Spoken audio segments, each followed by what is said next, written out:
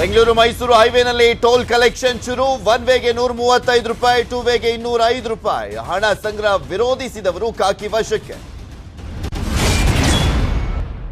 ಬೆಂಗಳೂರಿನಲ್ಲಿ ಬೈಯಪ್ಪನಹಳ್ಳಿ ಮೆಟ್ರೋ ಸ್ಟೇಷನ್ನಲ್ಲಿ ಮಹಿಳೆಯ ಶವ, ಡ್ರಮ್ನಲ್ಲಿ ಶವವಿಟ್ಟು ಹೋದ ಅಪರಿಚಿತ, ಪೊಲೀಸರಿಂದ ಪರಿಶೀಲನೆ.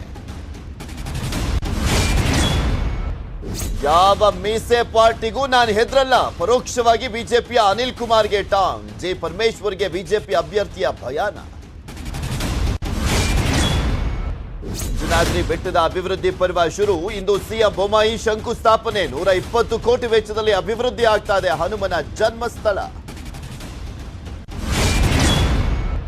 ರಾಜ್ಯದಲ್ಲಿ ಇಂದಿನಿಂದ 5 ದಿನ ಮಳೆ ಸಾಧ್ಯತೆ. ಕರಾವಳಿ, ಬೆಂಗಳೂರು ಸೇರಿದಂತೆ ಎಲ್ಲೆಡೆ ಮಳೆ ಸುರಿಯುವ ನಿರೀಕ್ಷೆ. ನ್ಯೂಸ್ 18ಗೆ ರಾಜ್ಯ ಹವಾಮಾನ ಇಲಾಖೆ ಮಾಹಿತಿ.